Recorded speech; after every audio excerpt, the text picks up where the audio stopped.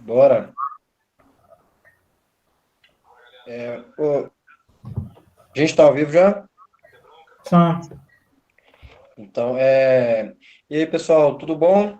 Esse é o nosso Liga Descomplica, nosso evento da PUC M3, a Liga de Mercado Financeiro da PUC Minas. E hoje a gente está recebendo aqui ele que é precursor de milhares de investidores aí na Bolsa, Ulisses Dias. Muito bem-vindo, cara. Fala, Leandro. Obrigado pelo convite aí. Obrigado, Lucas. Obrigado, João e Yuri também. Satisfação aqui estar falando a terra do pão de queijo. Só alegria.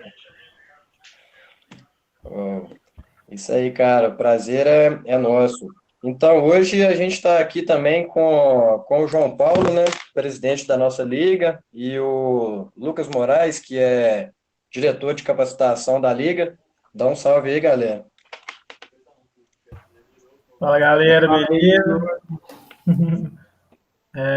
Vamos começar aí nossa segunda live aí, né? Nessa nova pegada aí, nesse novo formato aí foi imposto para a gente, né? Mais uma vez agradecer o Tiúlio aí a disponibilidade de estar conversando com a gente aqui. Vamos que vamos. Só o começo, bora. Bora. Qual o perfil da galera que investe aí em Minas, na PUC? Só para a gente saber aqui com que tipo de público que a gente está falando. É a galera mais iniciante, intermediária, avançada? Então, o pessoal é o pessoal da liga mesmo, né? Então, o perfil maior, assim, é de iniciante mesmo. O pessoal que está fazendo os primeiros, comprando as primeiras ações, os primeiros investimentos, e também uma ou outra pessoa que já tem experiência até de trabalhar no mercado, assim, mas acredito que a maioria sejam iniciantes, assim. Que bom. Isso aí é o melhor momento, porque aí a gente consegue dar a melhor orientação para as pessoas, primeiro, não quebrarem, né? Acho que esse é o grande desafio nos 2, 3 primeiros anos aí, você não aportar um dinheiro que você vai precisar para alguma outra coisa, mas também não concentrar muito os seus investimentos. Muita gente não consegue compreender essa história de que se eu botar uma, duas ou três ações na minha carteira, eu fico muito dependente de um evento específico, e isso não é bom para o controle de risco, pode até te desestimular, porque você fica com a impressão que o jogo ele é outro. É de fato, cara. No último ano aí a gente viu um aumento expressivo, né, de investidores, principalmente pessoa física na bolsa. E qual que dica que você dá mesmo para o cara lidar com essa volatilidade que não é diversificável assim do mercado? Como colocar a cabeça no travesseiro assim e dormir tranquilo? Leandrão, primeira coisa que a gente tem que fazer é ter a nossa reserva de emergência, ou seja, eu sou extremamente contra a história de você ficar 100% em renda variável. Se você fica 100% em renda variável, você transforma a volatilidade numa ameaça, quando na verdade ela pode ser uma grande oportunidade. Quem tem o caixa, ele quer que a bolsa caia, porque você quer comprar mais ações de boas empresas que vão continuar gerando valor. Então, quando as cotações caem, você consegue ter um maior número de ações. E a ação, ela é uma fração do capital da empresa. A gente tem que ter muito claro isso na nossa cabeça quando a gente está investindo para o longo prazo, que a gente está usando a bolsa apenas como mecanismo de se tornar sócio de boas empresas. Oh, entendi, cara. Bacana demais. Uma coisa que a gente discute muito, até aqui na Liga, a gente trabalha com grupo de estudos e tudo mais, e uma coisa que a gente aborda muito é as estratégias, né? Quais estratégias que você utiliza para investir e quais você poderia falar um pouco aqui para a gente? Pra... Leandrão, acho que hoje é um dia muito importante para mim como educador financeiro, porque eu tomei a decisão de parar de falar de várias estratégias e falar realmente daquilo que eu acho que funciona e pode ser usado por qualquer pessoa, tanto pela simplicidade da aplicação e também pela rentabilidade, que primeiro é acima da média do Ibovespa no longo prazo. Eu chamo isso de Factor Investing. O que é o Factor Investing, galera? É uma metodologia onde você usa alguns fatores da contabilidade ou de características da empresa para você basear a tua carteira. Por exemplo, quando a gente fala que a gente só investe em small caps, eu estou usando o fator tamanho na hora de tomar minhas decisões. Isso vem acompanhado de algumas oportunidades e algumas ameaças. Ameaça é o quê? As small caps, elas têm uma volatilidade, na média, maior do que as big caps. O que são as big caps? São as maiores empresas que a gente tem aqui no Brasil. Exemplos de Petrobras, Vale, bancos, Ambev, B3. Só que existem outros fatores, uns que podem ser melhores, outros que podem ser piores. É importante a gente entender também que o desempenho desses fatores ao longo do tempo, ele é diferente um do outro, ou seja, você pode também diversificar por fatores a tua carteira. Isso vai te ajudar a ter uma clareza do porquê que você compra, porquê que você se mantém, porquê que você sai daqueles investimentos. Isso aí, esse método claro, ele vai te permitir relaxar quando a bolsa fecha. Por quê? Porque você sabe exatamente o porquê e quando você tem que fazer as coisas. Isso também permite que você assuma mais riscos de uma maneira controlada. Quem não sabe aí, o mercado eficiente, a teoria do mercado eficiente aí defendida pelo Jim Fama, ela mede risco pela volatilidade. Ou seja, o sobe e desce é ele que constrói a percepção de risco que as pessoas medem através da matemática. Já o Value Investing, investidores como Warren Buffett, eles defendem que risco é não saber o que você está fazendo. Quando você tem um método claro, você sabe o que você está fazendo. Só que aí existe um segundo ponto, uma segunda camada de conhecimento, que é a tua crença ancorada nesse sistema.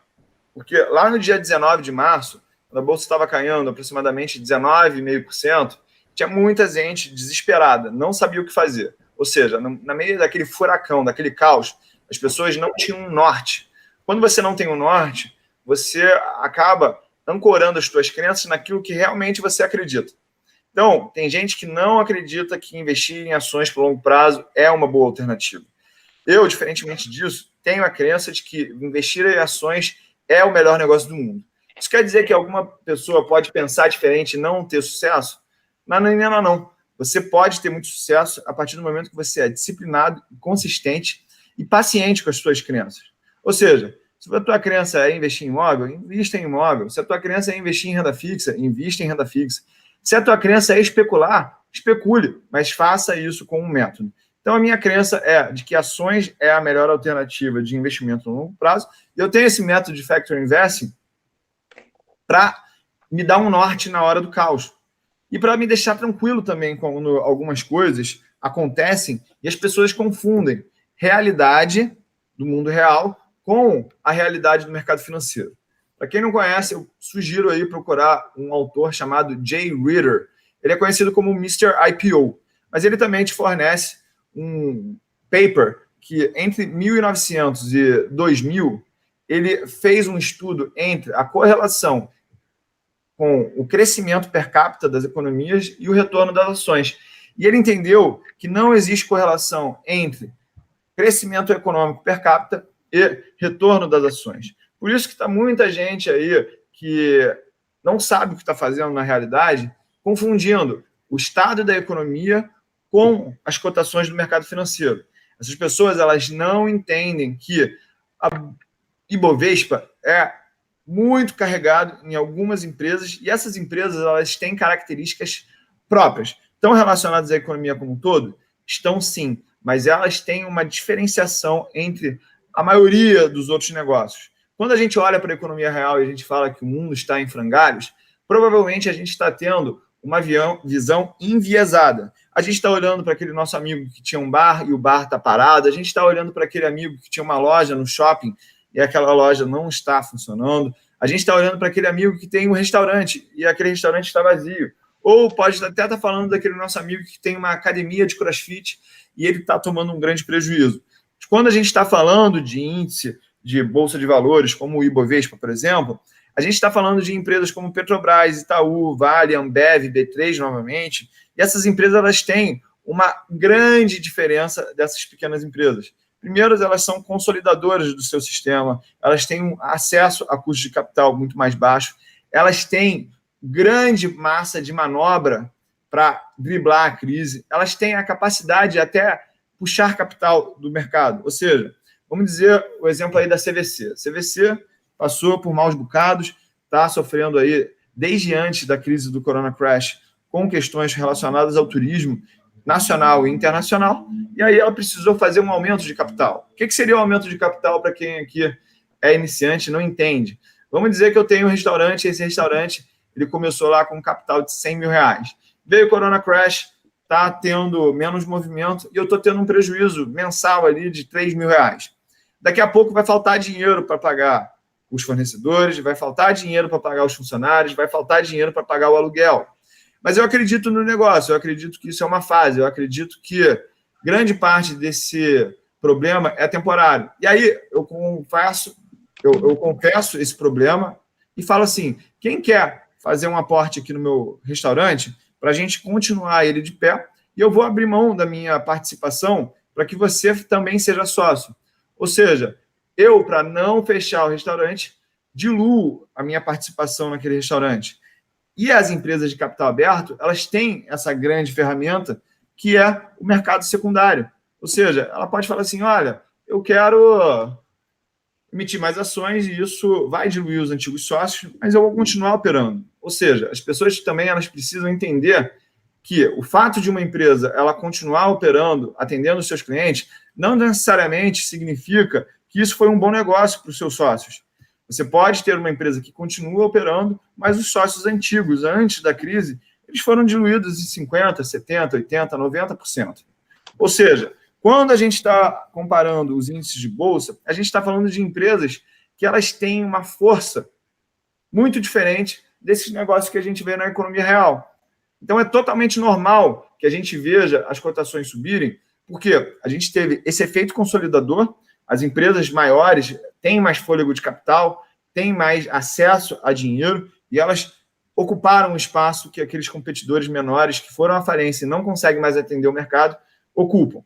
Outra coisa, outra característica é o seguinte, quando você pega um fluxo de caixa, todo mundo aqui que está na PUC tem a obrigação de saber. Se você não sabe, corre atrás. Eu nem vou parar aqui para te explicar, mas você consegue entender que existe um impacto daqueles fluxos lá do ano 10 em diante no valor presente, quando eu estou descontando isso a 10% ou quando eu estou descontando isso a 2%. Quando os bancos centrais do mundo eles abaixam artificialmente os juros, eles estão mexendo exatamente nessa variável dentro do valuation. Além disso, esse movimento dos bancos centrais ele permite que alguns investidores com o prazo, com um apetite e prazo mais dilatado, eles consigam acreditar em empresas que atualmente não estão gerando caixa positivo. Exemplo disso são as startups. Startups elas têm normalmente uma demanda de caixa no presente para que isso se torne lucro no futuro. Ou seja, quanto mais baixos são os juros que descontam essas taxas, maior o valor futuro dessas promessas aí que essas startups fazem lá para frente. Ou seja, galera, a gente tem que, pelo menos, ter o mercado financeiro, a Bolsa de Valores, como um instrumento de diversificação do nosso patrimônio. Se você é empresário e você acha que você ganha muito dinheiro, não precisa da Bolsa, você está enganado, porque você está podendo diluir os teus riscos do teu patrimônio como um todo em mercado acionário brasileiro, em fundos imobiliários brasileiros, em commodities metálicas como o ouro, em ações nos Estados Unidos, fundos imobiliários que são chamados de REITs nos Estados Unidos, tem algumas diferenças sutis, mas são diferentes. Mas olha só a gama de diversificação que você pode ter na tua carteira quando você decide participar do mercado financeiro como um investidor. Ficou claro aqui? Show de bola, cara. Interessante muito pensar nessa questão aí, né, de fluxo de caixa e de valuation. Faz toda a diferença para quem está numa liga de mercado financeiro igual a gente aí. Vou passar a bola aí para o pessoal agora. Vamos tocando aí, galera. Muita pergunta boa para fazer hoje ainda. Ô, Tiúlio, você falou que utiliza o Factor Invest, né? Quais fatores você gosta de utilizar e quais que você acha que é interessante para um iniciante? E você acha que é interessante um iniciante ter na carteira mais ações pagadoras de dividendos ou ele procurar ter na carteira aquelas ações que vão ter um maior potencial de crescimento?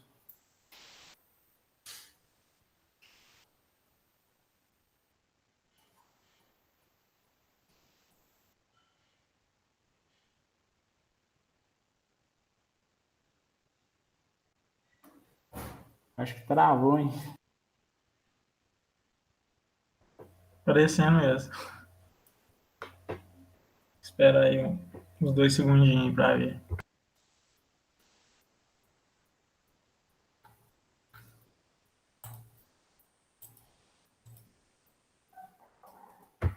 Para o pessoal lá também travou.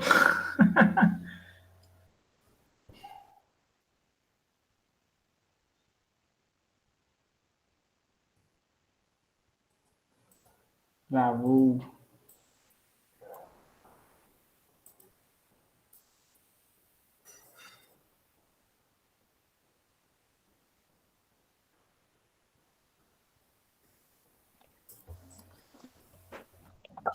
Tio, ele tá mudo. Aí, agora tá. Estão vendo o meu rosto? Sim, agora sim. Desculpa aí, galera, eu caí, tá? Tranquilo. Onde é que eu parei aí na hora que vocês estavam falando? Eu tinha te perguntado quais fatores você gosta de utilizar no Factor Investing? Então, galera, independentemente se você quer comprar ações que pagam mais ou menos dividendos, o essencial é você dar um passo atrás e entender realmente aquele negócio. Se você não for capaz de explicar para uma criança de 11 anos como que aquela empresa ganha dinheiro, talvez você não deva ser sócio dela. Porque, mais uma vez, na hora que o mercado ele pressionar o teu emocional através de cotações em queda de forma acelerada, você vai ter que ter muito alinhado as suas crenças com o que aquela empresa está fazendo. E aí, eu vou apresentar aqui 2 características que diferenciam esses 2 tipos de empresas. As empresas que pagam mais dividendos, elas normalmente terão menor volatilidade. Isso porque a gente está, com isso, ancorando grande parte do valuation dessa empresa no presente. Já as empresas que pagam menos dividendos, isso aí é provável que aconteça, pois ela está retendo os lucros e reinvestindo no negócio. E aí essa empresa, consequentemente, vai ter muito mais parte do seu valuation ancorada na perpetuidade, que é aquele valor lá, depois de 5, 10 anos, que você prevê assim, olha, essa empresa aqui daqui para o futuro vai crescer 1%, 2% ou 3%.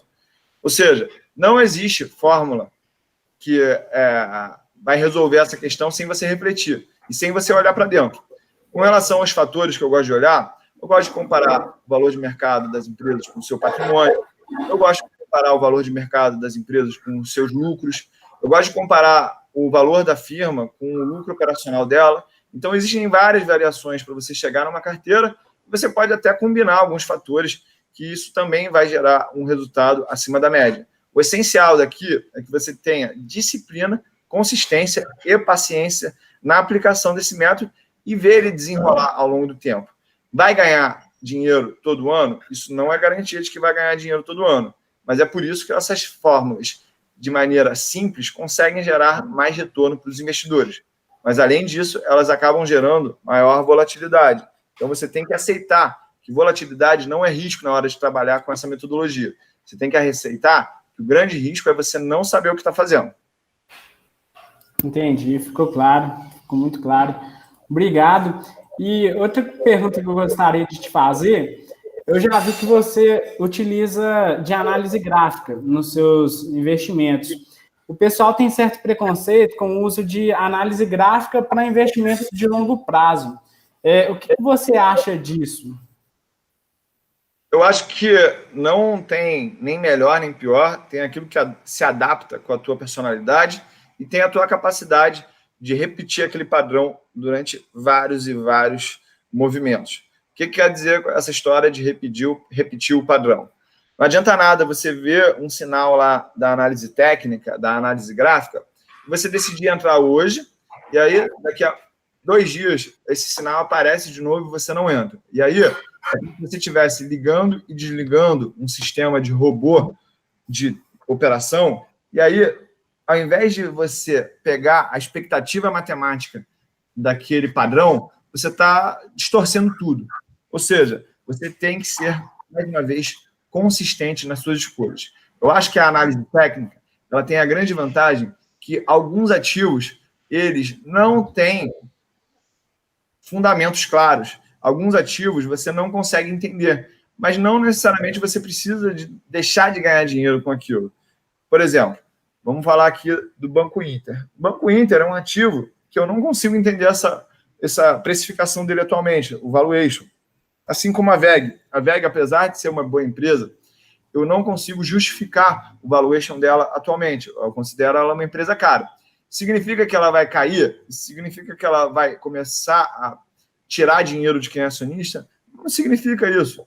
Significa somente que eu, dentro da minha capacidade, dentro do meu círculo de competência, não consigo acessar o que talvez outros participantes do mercado conseguem.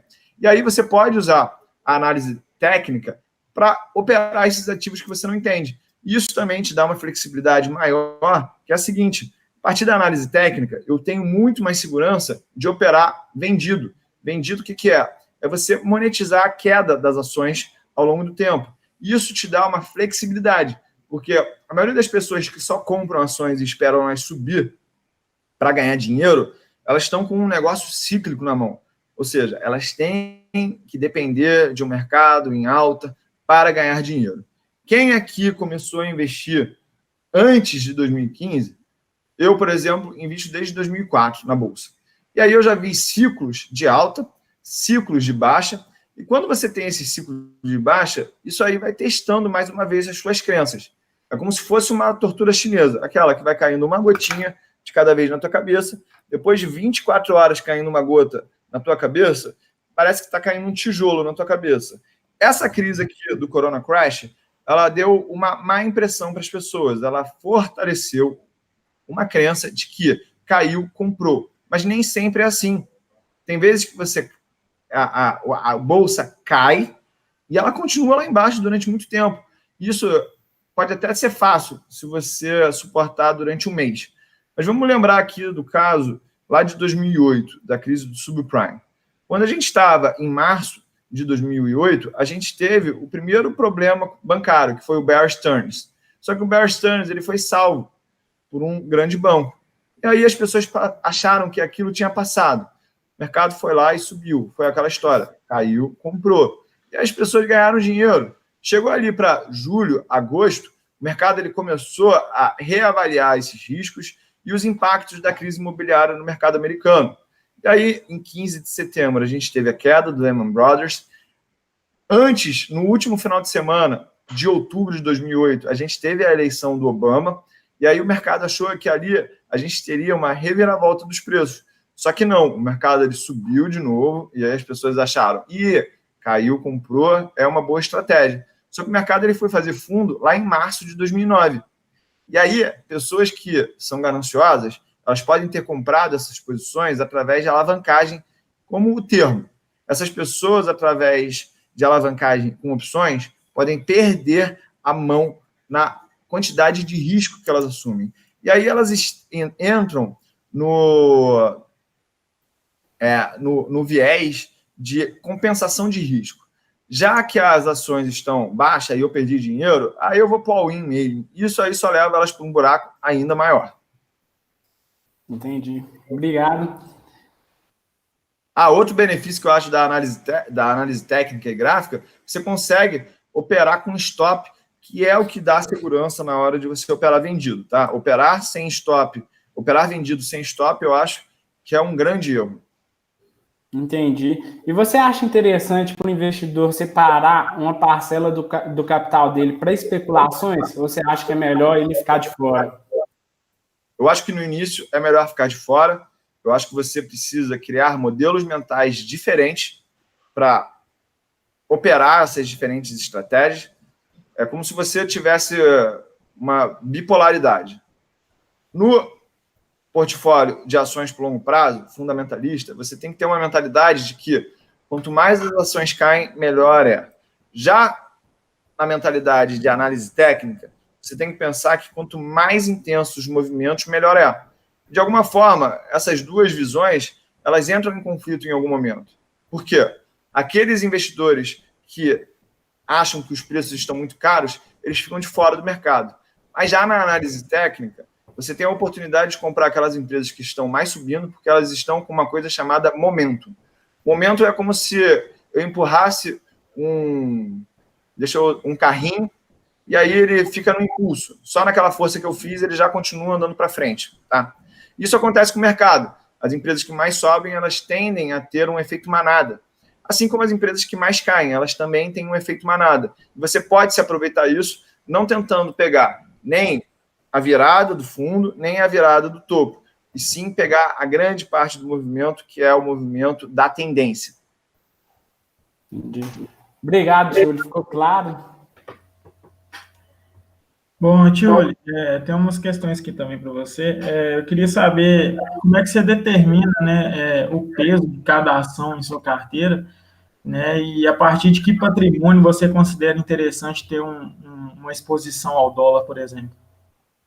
Eu acredito que a exposição do dólar ela tem que começar a partir de R$ 3.000, tá? Principalmente pelo seguinte motivo. Vamos dizer que eu sou um trabalhador que eu ganho R$ 10.000 por mês. Ganho R$ 10.000 por mês trabalhando como um servidor público. Se eu fizer uma perpetuidade do meu salário, vamos dizer que eu ganho R$ 120.000 por ano. Se eu tiver uma taxa de desconto de 10%, significa que a minha força de trabalho ela vale R$ 1.200.000. E aí, esse trabalhador que ganhava R$ 10.000 no começo do ano de 2020, ele ganhava $2.500. Em algum momento desse ano, o dólar começou a subir muito forte. E aí, esse trabalhador, quando o dólar chegou lá em R$ 6, ele estava ganhando, ao invés de $2.500, ele estava ganhando $1.660. Ou seja, ele não consegue mais ir para a Disney e ir no Magic Kingdom, no Busch Gardens, no Epcot e no MGM. Ele começa a ter que cortar um desses parques. Por quê? Porque ele perdeu o poder de compra a partir daquele ativo que é o mais valioso no começo, que é a tua força de trabalho. Então, é muito importante que você acorde para essa realidade de que a gente vive num mundo globalizado, onde, globalmente, a moeda que faz a interseção entre todo mundo é o dólar. Ou seja, você precisa continuar tendo um retorno em dólar compatível com a tua realidade. Senão, daqui a pouco, você está com todo o teu patrimônio também em reais, e aí você desvaloriza tanto o teu patrimônio financeiro quanto o teu patrimônio intelectual. Beleza. Com relação aos ativos, como é que você diferencia o peso em cada um, né? Por exemplo, na sua carteira? Beleza. Com relação às estratégias de longo prazo, eu sugiro sempre a gente começar com um peso igual. Por que o peso igual? Porque a gente não sabe nada sobre o futuro. As pessoas que elas falam que sabem alguma coisa sobre o futuro, ou elas estão com uma agenda oculta, que querem te tirar algo, ou elas são ingênuas e acham que elas têm algum poder de previsão. A única previsão que a gente pode fazer é que no longo prazo as ações elas tendem a superar as obrigações de renda fixa.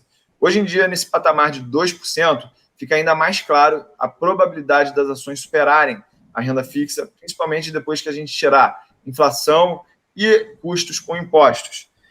Então, pesos iguais, eu acho que é você sinalizar que você está com humildade intelectual sobre as suas apostas. Já na parte da análise técnica, você pode usar várias estruturas de risco. Você pode usar o capital equivalente ao risco, ou seja, eu tenho lá R$ 10.000, então toda operação que eu for fazer, eu vou botar uma proporção desse capital. Eu posso usar também as técnicas de 1R lá do professor Van Tarp, que é você pegar preço de entrada menos o stop e ver quantas vezes isso cabe dentro do teu capital de risco, e aí vai te dar o número de ações que você tem que comprar daquela empresa baseado no tamanho do teu stop. É uma técnica um pouco mais elaborada, mas é muito simples a partir do momento que você começa a praticar e entender o motivo do porquê. Quanto maior o stop, menor é a posição que você tem que estar exposto. Bacana. Galera, pode ir mandando perguntas do chat aí, né, que a gente vai fazer aqui para o Tiuli. E Tiuli, como analista CNPI, né, recentemente você tirou o CNPI, eu queria saber o que você tem a dizer sobre a profissão, quem quer seguir carreira aí como analista, o que você tem a deixar de mensagem para o pessoal na questão. Galera, a profissão de analista era uma profissão como qualquer outra. Ou seja, algumas pessoas, a minoria das pessoas vão retirar a maioria da recompensa. Toda profissão de alta performance, ela vai ter essa característica. Vamos dar um exemplo disso? A gente tem milhares de jogadores de futebol que ganham uma mixaria. Só que a gente tem o Neymar, Cristiano Ronaldo e Messi que ganham centenas de milhões de reais. A gente tem as profissões como trader. Trader, a gente vê muita gente perdendo dinheiro e alguns poucos participantes ganham muito dinheiro. E eu vejo que o mercado de profissionais de analistas financeiros também tem essa característica. Alguns poucos analistas ganham uma grande parcela de toda a recompensa. Graças a Deus, eu estou dentro dessa parcela que fica com grande parte da recompensa. Mas é por isso que eu me especializo cada vez mais em propagandear, marketear o meu serviço. Porque se você não juntar a habilidade de analista financeiro com uma capacidade de você posicionar o teu produto, você vai virar aquela massa que ganha pouco. Então, você constrói o teu sucesso, você constrói o teu caminho. Não existe essa história de, quanto que a média ganha? Se você já tem essa mentalidade, você já é um perdedor naturalmente. Você tem que ir sempre para o grande prêmio. É uma aventura isso? Se você não se preparar, é uma aventura. Se você se preparar, pagar o preço do sucesso, isso aí começa a realmente virar um objetivo tangível e alcançável. Ou seja, nunca comece achando que você vai ser a média, mas se prepare para você ser pelo menos os top 5 do teu mercado. Show de bola. Simplesmente está estourando o tempo. Para a gente conversar aqui, tá? Então, agradeço aí das pessoas selecionarem as melhores perguntas para a gente se despedir na alta, para a gente vender na alta aqui. Beleza.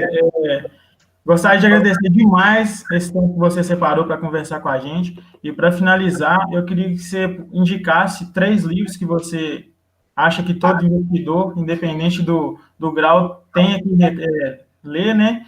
E deixar uma mensagem aí para a gente de, vamos dizer assim, vamos lá, né?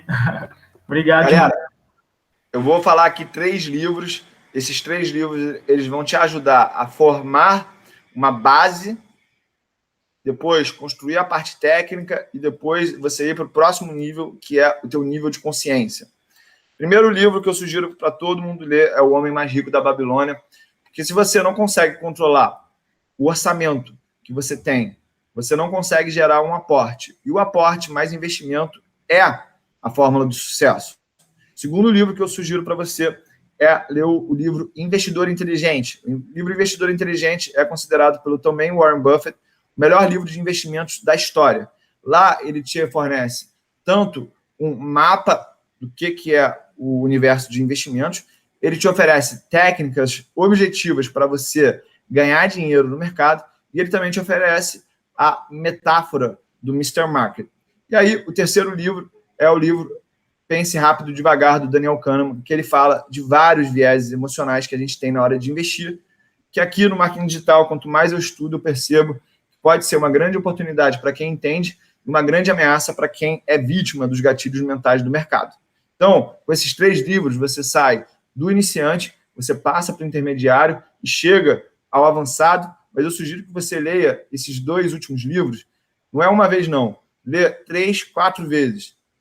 Vamos parar com essa história de que a gente precisa ler um monte de livro para ser bom numa coisa. A gente precisa saber filtrar as informações e ir naquilo que realmente gera transformação dentro da tua cabeça. Lembre-se, se você não tiver crenças claras sobre o que você está fazendo, uma hora o mercado ele vai te confrontar e você vai ter essas crenças testadas pelo próprio mercado. E pode ser muito caro você se conhecer com o teu dinheiro na bolsa. Mensagem que eu quero deixar aqui para a galera, todo mundo que não começou, comece agora. Porque entre todos os grandes investidores que eu tenho contato, eles todos falam que o único arrependimento é não ter começado antes. Por isso que eu falo, é só o começo, galera. Valeu, tio. Muito obrigado aí, cara. Sucesso. Muito obrigado. Valeu, galera. Valeu, João. Valeu, Lucas. Valeu, Leandro. Desculpa aí a rápida passagem aqui, mas foi muito prazeroso falar com essa juventude que realmente vai ser a nova safra de investidores. E aí, se vocês seguirem todos esses passos que eu falei aqui, construírem uma base sólida, o sucesso é uma questão de tempo e esforço concentrado naquela direção. Beleza? Beleza. Pode deixar. Obrigadão. Fica com Deus. Abraço. Abraço.